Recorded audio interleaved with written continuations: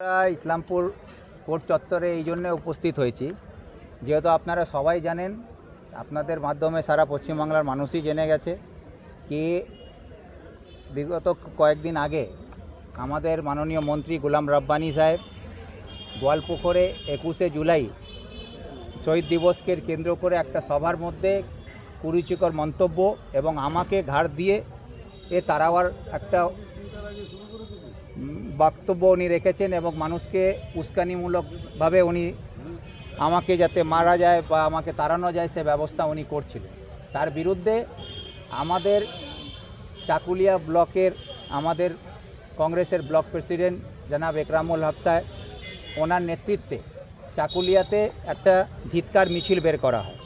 সেই ধিক্কার মিছিলকে কেন্দ্র করে চাকুলিয়াতে একটা মিছিলের সঙ্গে রাস্তাঘাট অবরোধ হয়। সেই নিয়ে আমাদেরকে 23 জনকে এখন পুলিশের দ্বারা মামলা দিয়ে আমাদের কর্মীদেরকে কণ্ঠরোধ করার চেষ্টা করা হচ্ছে। সেই জন্যে আজকে ওই 23 জন আসামিকে নিয়ে আমরা কোর্টে হাজির হয়েছি এবং তাদেরকে বেল নিয়ে আমরা এখান থেকে এখন বাড়ির দিকে রওনা দেব। কি মামলা দিয়েছে তাদের উপরে হচ্ছে আসলে দেখুন, এর বিষয়টা হচ্ছে কি এখন তৃণমূল মৌরিয়া চেষ্টা করছে জনসমর্থনকে ফিরিয়ে আনার। জনসমর্থন তৃণমূল হারাচ্ছে দিনের পর দিন। সেই জায়গায় এখন তাদের ভরসা একমাত্র হচ্ছে পুলিশ এবং মিথ্যা মামলাতে মানুষকে জড়িয়ে তাদের কণ্ঠ রোধ করার চেষ্টা করছে। সেই জায়গায় আমরা পরিষ্কার আপনাদের মাধ্যমে বলতে চাই, যতই মামলা দিক আমাদের উপরে বা যতই আমাদেরকে দমানোর চেষ্টা করুক, কিন্তু আমরা কংগ্রেসের সৈনিক, যে দেশকে স্বাধীন করেছে, এখান থেকে ইংরেজদেরকে তাড়িয়েছে, তো আমাদের মমতাকে তাড়াবার জন্যে, আমাদের লড়াই করার জন্যে আমরা প্রস্তুত আছি। এই মিথ্যা মামলা দিয়ে আমাদেরকে দমানো যাবে না। সেই জন্যে আমরা এখানে এসেছি, যাতে এই মিথ্যা মামলায় যতই আমাদেরকে জড়ানো হোক তার মোকাবিলা আমরা আইনিভাবে করার জন্য প্রস্তুত আছি। আপনাদের তো কর্মসূচি ছিল সোমবারে, সেই সোমবারে ঘটনা নিয়ে কি এই মামলা? না, আমাদের সোমবার না, আমাদের তো কর্মসূচি প্রত্যেকটা ব্লকেই হচ্ছে। আপনাদের গোয়ালপুকুর মুখ্যমন্ত্রী দাঁড়িয়ে বলেছিলেন কি আমাকে গোয়ালপুকুর, চাকুলিয়া, করণদিঘি এবং ইসলামপুরে ঢুকতে দেওয়া যাবে না, ঢুকলে আমাকে ঘাড় ধাক্কা দিয়ে বের করে দেওয়া যাবে। তো ওনার নিজের বিধানসভা গোয়ালপুকুরেও ধিক্কার মিছিল বেরিয়েছে কংগ্রেসের, চাকুলিয়াতে হয়েছে, গতকালকে আমাদের করণদিঘিতে রাসাখোয়াতে হয়েছে, আজকে ইসলামপুরে হচ্ছে এবং হেমতাবাদে কংগ্রেসের আমাদের ব্লক প্রেসিডেন্ট তাজেদ্দুন এর নেতৃত্বে সেখানে হেমতাবাদ থানায় মন্ত্রীর বিরুদ্ধে অভিযোগ জমা পড়েছে। এইভাবে এখন প্রত্যেকটা ব্লকেই ধিক্কার মিছিল হচ্ছে এবং অভিযোগ জমা পড়ছে। সেই নিয়ে এখন মন্ত্রী এবং তার দল এবং তার নেতৃত্বরা এখন মরিয়া চেষ্টা চালাচ্ছে তাদের মুখ রক্ষা করার জন্য। তো সেখানে আমরা জনগণের হয়ে লড়াই করি। জনগণের কাছে এটাই বার্তা দিতে চাই যে আমরা কংগ্রেসের সৈনিক, সবসময় অন্যায়ের বিরুদ্ধে আমরা দাঁড়িয়ে আছি। সে মন্ত্রী হোক বা সন্ত্রী হোক, যেখানে পুলিশ প্রশাসন আজকে মার্ডার কেসের এফআইআর নিতে অস্বীকার করে, সেখানে মন্ত্রীর বিরুদ্ধে এফআইআর জমা দিয়ে আমরা রিসিভ নিয়ে এটা প্রমাণ করেছি কি আইনের ঊর্ধ্বে কেউ নয়, সে মন্ত্রী হোক বা মুখ্যমন্ত্রী হোক। পুলিশকে পুলিশের কাজ করতে হবে, যদি না করে তারকে কাজ করাবার জন্য কংগ্রেস সক্ষম আছে, কংগ্রেসের নেতৃত্ব তৈরি আছে, যাতে আইনের কাজ আইনের মাধ্যমে করতে হবে। কারণ মনে করছেন যে এরকম একটা বক্তব্য দিচ্ছেন মন্ত্রী সাহেব, কারণটা কি মনে করছেন আপনারা? গোলাম রব্বানী সাহেব ভিক্টরকে ভয় পান, রাতের ঘুম ওনার কাড়িয়ে নিয়েছে ভিক্টরের একটা নাম। এই নামের ভয় উনি আতঙ্কে ভুগছেন এবং গোয়ালপুকুরে জনসমর্থন উনি হারিয়ে ফেলেছেন। লোকসভা ভোটে সেটা প্রমাণিত হয়েছে, যেখানে উনি 78,000 ভোটে 2021 সালে জয়লাভ করেছিলেন, সেখানে লোকসভা ভোটে মাত্র 666 ভোটে উনি এসে দাঁড়িয়ে আছেন। সেই জন্যে ওনার রাতের ঘুম হচ্ছে না, উনি এখন আতঙ্কে ভুগছেন কি গোয়ালপুকুরে আর মানুষ ওনাকে চায় না।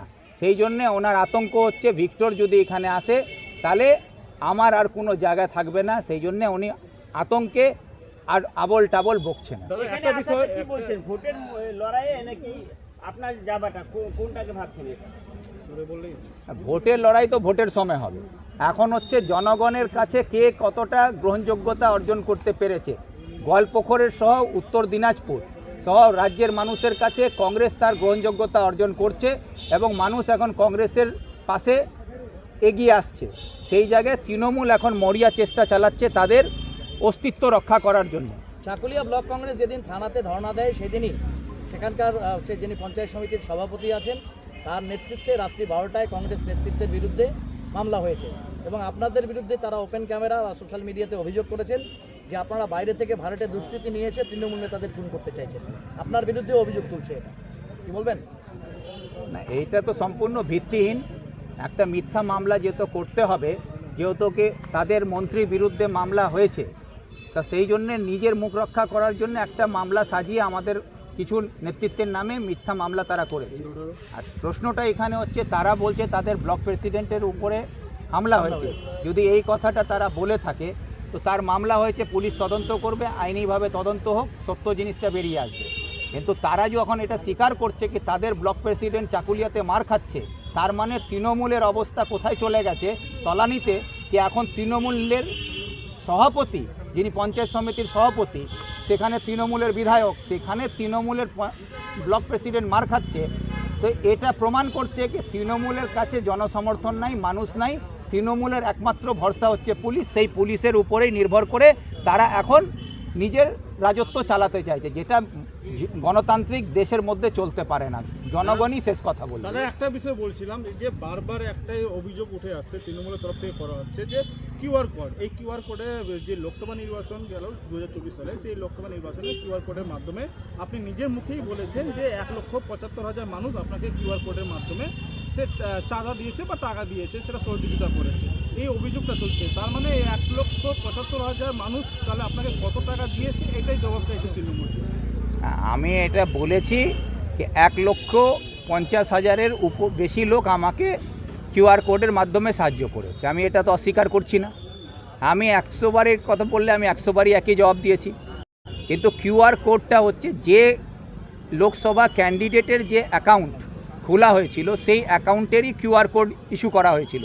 সেই অ্যাকাউন্টেই সব টাকা ঢুকেছে এবং নির্বাচন কমিশনকে নির্বাচনের পরে হিসাব জমা দিতে হয়, সেখানে সেই অ্যাকাউন্টের সমস্ত হিসাব আমরা জমা দিয়েছি। তো সেখানে কত টাকা পেয়েছি, কত টাকা দিয়েছে, সব হিসাব ওখানে আছে। তো সেটা যদি ওনাদের জানার ইচ্ছা থাকলে তারা জনগণের কাছে মানুষকে ভুল বুঝাওয়ার চেষ্টা না করে আরটিআইয়ের মাধ্যমে নির্বাচন কমিশন কাছ থেকে তথ্য বের করে আমার বিরুদ্ধে জনগণের সামনে কাগজ নিয়ে আসুক না। আমি তো আপত্তি করছি না, আমি তো চাইছি ওনারা বের করুক, তখন বুঝতে পারবে যে কথা ওনারা বলছেন তারা নিজেই ভুল প্রমাণ হবেন। জনগণ আমাকে টাকা দিয়েছে আর হিসাব জনগণ চাইতে পারে। কানাইয়ালাল আগারওয়াল কে হচ্ছেন আমার হিসাব চাওয়ার, রব্বানি কে হচ্ছে আমার কাছে হিসাব চাওয়ার? যদি হিসাব চায়ে থাকে তাকে রব্বানি সাহেব আর কানাইয়ালালকে আমার কিউআর কোডে পয়সা দিয়েছেন, এটা তদন্ত করে দেখুন তো কি রব্বানি সাহেবের টাকা ঢুকেছে কিনা। কানাইয়ালাল রব্বানিকে এর বিরুদ্ধে বা কৃষ্ণ কল্যাণীর বিরুদ্ধে তৃণমূলের কত লোক আমাকে টাকা দিয়েছে, অ্যাকাউন্ট খুলুক না, গিয়ে আরটিআই করে দেখুক। কানাইয়ালালের পাশে যে লোকটা বসে থাকে সেও আমাকে টাকা দিয়েছে কিনা তদন্ত করে দেখুক। রব্বানির পাশে যে লোকগুলো থাকে তারা আমাকে টাকা দিয়েছে কিনা তদন্ত করে দেখুক না, তাহলেই বুঝতে পারবে। তো আপনি বললেন যে কমিটিটা হচ্ছে কংগ্রেসেরই একটা কমিটি, যেহেতু আমার জেলা সভাপতি ইসলামপুরকে জেলার দাবিকে যখন আমরা সামনে রেখে করে তখন ইসলামপুর জেলা নির্মাণ কমিটি গঠন করা হয়েছিল। সেই গঠন করার পরেই গোয়ালপুকুর ইসলামপুর জেলা নির্মাণ কমিটি হয়েছে। আমরা সবাই কংগ্রেসেরই হয়, এই প্রতিবাদটা হচ্ছে। তো কংগ্রেস এই প্রতিবাদটা করছে। কংগ্রেসেরই মানে প্রথম সারির নেতারা বলছে যে ওটা কংগ্রেসের প্রথম সারির নেতারা কে যে বলছে তারা কি তার মানে যারা বলছে তারা ইসলামপুর জেলা চান না, তারাই এই কথা বলতে পারে। যারা বলছে তারা ইসলামপুর জেলার বিরুদ্ধে আছেন, যারা ইসলামপুর জেলার পক্ষে আছেন তারা এই মন্তব্য করতে পারেন না। বাংলা আপনার মতের সঙ্গে আমি দ্বিমত হচ্ছি। আপনি বললেন কংগ্রেস তৃণমূল সবাই এক পথে, আমরা এক পথে নয়। মাননীয় মুখ্যমন্ত্রী যখন ওয়াকফ বোর্ডেরকে নিয়ে এখানে আন্দোলন করার কথা উঠেছে, যখন এখানে হয়েছিল তখন উনি বলেছিলেন কি আন্দোলন করতে হলে দিল্লি যাও। আজকে যারা পরিযায়ী শ্রমিক আমাদের উত্তর দিনাজপুর জেলা বা সারা পশ্চিমবাংলার, তারা পশ্চিমবাংলায় কিন্তু তাদের বাংলা ভাষার জন্যে বা তারা পরিযায়ী শ্রমিক হিসাবে এখানে কারো কাছে তাদেরকে অপমানিত হচ্ছে না, তারা কেউ এখানে কারো কাছে আঘাতও পাচ্ছেন না। এটা হচ্ছে কোথায়? উড়িষ্যাতে হচ্ছে, মহারাষ্ট্রে হচ্ছে। তো মমতা ব্যানার্জিকে যদি আজকে সত্যিকারে পরিযায়ী শ্রমিকের দরদি হন, তাহলে তাদেরকে রক্ষা করার জন্য উড়িষ্যাতে গিয়ে মিছিল বের করুন। তাদের যদি সত্যিকারে দরদি থাকেন তাহলে গিয়ে মহারাষ্ট্রে গিয়ে মিছিল বের করুন। আজকে পশ্চিমবাংলার মাটিতে মিছিল বের করে উনি পরিযায়ী শ্রমিকদেরকে রক্ষা করবেন? সমস্ত পরিযায়ী শ্রমিক তো পশ্চিমবাংলার বাইরে আছে। তো যেখানে ওদের উপরে আঘাত আসছে, যেখানে তারা অপমানিত হচ্ছে, যেখানে ভাষার জন্য তাদের উপরে আক্রমণ হচ্ছে, সেখানে গিয়ে মুখ্যমন্ত্রী তাদেরকে রক্ষা করছেন না কেন? তাদেরকে রক্ষা করার নাটক করছেন ইসলামপুরে মিছিল বের করে, তাদেরকে রক্ষা করার নাটক করছেন কলকাতা রাজপথে মিছিল করে। মিছিল করতে হলে আপনি উড়িষ্যায় গিয়ে গভর্নমেন্টের বিরুদ্ধে মিছিল করুন, মহারাষ্ট্র গভর্নমেন্টের বিরুদ্ধে মিছিল করুন, সেই জায়গায় যাচ্ছেন না কেন? জাতীয় কংগ্রেসের তো সংবিধানের পক্ষে সবসময় আছে, আমরা সংবিধান রক্ষা করার জন্য বারে বারে আমরা এই লড়াই করছি। একমাত্র একটাই দল হচ্ছে যে কেন্দ্রে, যে সারা দেশ জুড়ে সংবিধানকে বাঁচাবার কথা বলছে, আর সাংবিধানিক অধিকার বাঁচলে আমার পরিযায়ী শ্রমিকেরও অধিকার রক্ষা হবে।